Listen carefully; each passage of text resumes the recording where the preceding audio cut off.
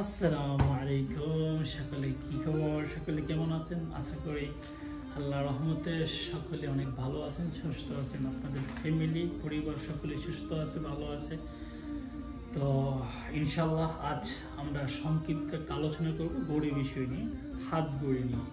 তো আমরা আজ জানবো মানুষ কেন হাতে হাত ঘড়ি পরে এবং এর ছোট্ট আমাদের হাত পর্যন্ত আসলো, এই বিষয় নিয়ে আমরা কিছু কথা আলোচনা করব। সর্বপ্রথম কোথায় ঘড়িটি আবিষ্কার হয় এবং সর্বপ্রথম কি সিস্টেমে কি পদ্ধতিতে ঘড়ি আবিষ্কার হয় সেই বিষয়ে আমরা হালকা অল্প একটু ধারণা পাচ্ছি। তো আমরা প্রথমেই জানার চেষ্টা করব ঘড়ির ইতিহাস। তো ঘড়ি আসলে তখনকার এরকম আমাদের হাতে যেরকম আমরা হাত ঘড়ি পড়ছি ছোট, এরকম ঘড়ি ছিল না। তখন ছিল অন্য সিস্টেম, যেরকম সূর্যের সামনে একটা আপনার যে কোনো বাঁশ জাতীয় বা খাঁটি জাতীয় যে কোনো জিনিস রাখতো, ওই অনুযায়ী তারা টাইমটা নির্ধারণ করতো। আসলে ঘড়ি আমাদের অনেক ইম্পর্টেন্ট একটা থিংস আমাদের জীবনে।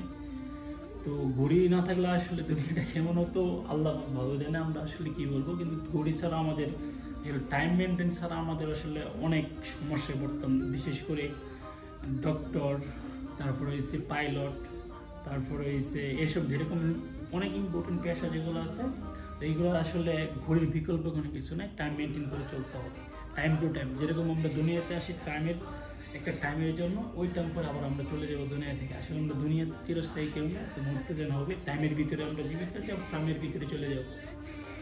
ঘড়িটা আবিষ্কার হয় হাতে গুনে, হাতে কাউন্টিং করতো। যেরকম হাত দিয়ে কাউন্টিং করে তার টাইমটা একটু নির্ধারণ করতো। তারপরে 1400 খ্রিস্টাব্দে আরেকটা ঘড়ি আবিষ্কার হয়েছে আপনার ওই পানির মাধ্যমে।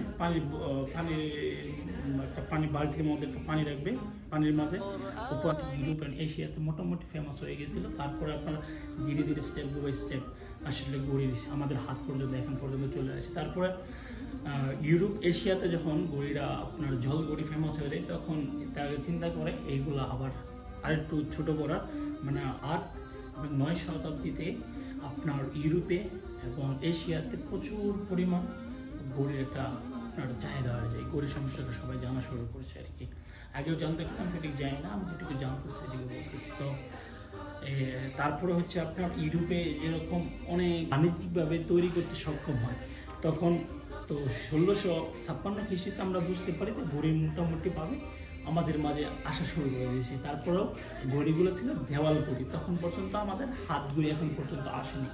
তখন তারা সর্বপ্রথম তারা আবিষ্কার করেন দেওয়াল ঘড়ি। দেওয়াল ঘড়ি স্পেসিফিক কিছু কিছু জায়গায় থাকতো, তার কারণ হচ্ছে এগুলো বড় হতো অনেক, সাথে ক্যারি করার মতো এরকম অবস্থা ছিল না। তখন এগুলো মূলত থাকতে হচ্ছে ধর্মীয় ক্ষেত্রে। যেরকম আমাদের মসজিদে টাইম টু টাইম নামাজ শশী দেখার জন্য আমরা তখন তারা মসজিদে ওই স্পেসিফিক কিছু জায়গায় ঘড়িগুলো লাগানো হতো।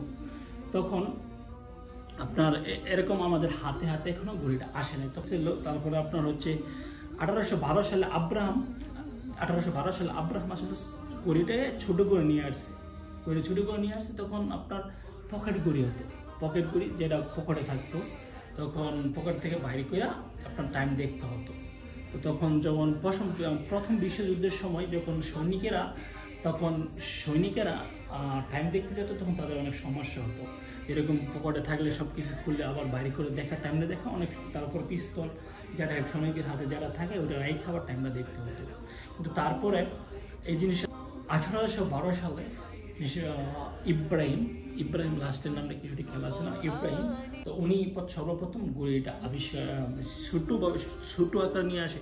আসলে ঘড়ি আবিষ্কারে খেয়ে আসলে সঠিকভাবে বলা যায় না, কারণ ঘন্টার কাটা এক লোক আবিষ্কার করছে, সেকেন্ডের কাটা আরেকজনে, মিনিটের কাটা আরেকজনে। তো এরকম স্পেসিফিকভাবে বলা যাবে না যে ঘড়ি আবিষ্কার কে করেছে, এরকম আসলে অনেকেই আছে।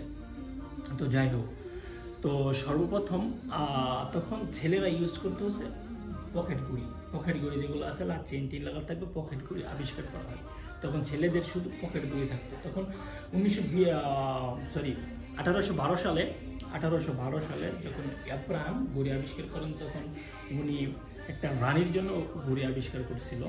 তো উনি রানীর হাতে দেওয়ার জন্য, অভিষেকে রানী হাতে দেওয়ার জন্য তখন ঘড়িটা তিনি আবিষ্কার করেন। উনি যখন এই কাজটা করে ফেলছেন, তখন ফিলিপ আধুনিকতায় উনি নিয়ে আসেন পকেট ঘড়ি, যেটা আমরা আগে আলাপ করছি। তখন উনি সবার প্রথম ঘড়ি ব্র্যান্ড হচ্ছে ফিলিপ। তো আমরা এই থেকেই বুঝতে পারতেছি যে এখনকার সময় আমাদের এরকম টাইম দেখার জন্য আমাদের হাতে মোবাইল আছে, স্মার্ট ওয়াচ আছে, নানান ধরনের, যেমন স্মার্ট ওয়াচ 2015 সালে আইফোন তারা দুনিয়ার মাঝে, পৃথিবীর মাঝে সর্বপ্রথম স্মার্ট ওয়াচে পরিচয় করে দেয় 2015 সালে। তখন থেকে আমরা শুনে আছি স্মার্ট ওয়াচ। স্মার্ট ওয়াচ মূলত হচ্ছে আপনার খেলাধুলার জন্য, আপনার টেম্পার দেখার জন্য, ব্লাড প্রেশার, তো এইগুলো দেখার জন্য আসলে স্মার্ট ওয়াচ।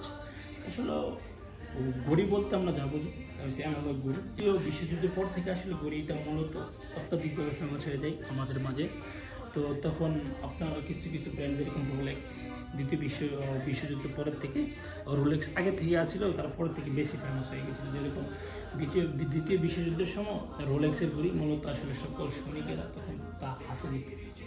তো এই হলো ঘটনা। তো আসলে ধীরে ধীরে আস্তে আস্তে আমাদের ছেলেদের, মেয়েদের, যাই বলেন, আমাদের দেশের সঙ্গে, আমাদের সব কিছুর সঙ্গে আস্তে আস্তে ধীরে ধীরে একটা ফ্যাশনে পরিণত হচ্ছে। এখনকার যুগে যেরকম আমাদের দেশে ব্যক্তিগতভাবে ঘড়ি আসলে এরকমভাবে ফেমাস আছে, কিন্তু কিছু কিছু মানুষের সুযোগ আছে, কিন্তু এরকমভাবে ফেমাস এখন নাই। স্মার্ট ওয়াচ আইসা পড়াতে, হাতে ফোন আসা পড়াতে।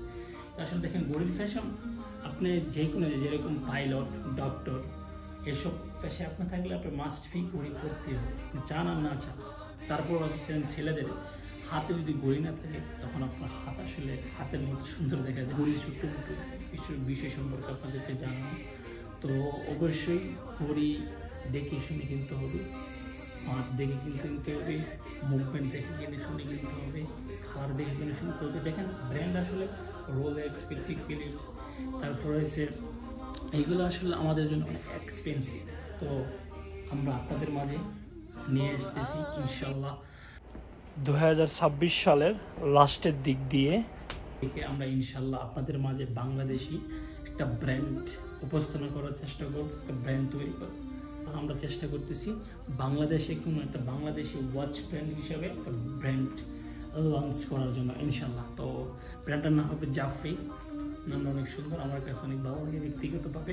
তো ইনশাল্লাহ আপনার মতামত জানাবেন, কীরকম ঘড়ি হলে কী মুভমেন্ট চাই, যে আপনাদের কীরকম ঘড়ি পছন্দ, Japanese movement or Swiss movement, Chinese movement, যেটাই বলেন না কেন। তো আপনারা জানাবেন কোনভাবে, তো আপনারা জানাবেন কোন মুভমেন্টের ঘড়িগুলো বেশি ভালো হয়, বেশি চলবে বাংলাদেশে। আসলে এরকম অনেক মানুষ আছে যারা রোলেক্স, পেটিক ফিলিপস, যে রোলেক্সের মতো ঘড়ি, আমার মতো অনেক মানুষ আছে, যেরকম আমি ব্যক্তিগতভাবে আমি আসলে রোলেক্স অ্যাফোর্ড করতে পারবো না এখন। আমার মতো যারা আছেন তাদের জন্য ইনশাল্লাহ আমি একটা ওয়াচ ব্র্যান্ড আপনাদের মাঝে লঞ্চ করতে যাবো। তো আপনারা আমাকে জানাবেন কীরকম ঘড়ি হলে ভালো হয়। ততদিন ভালো থাকবেন, সুস্থ থাকবেন। আসসালামু আলাইকুম।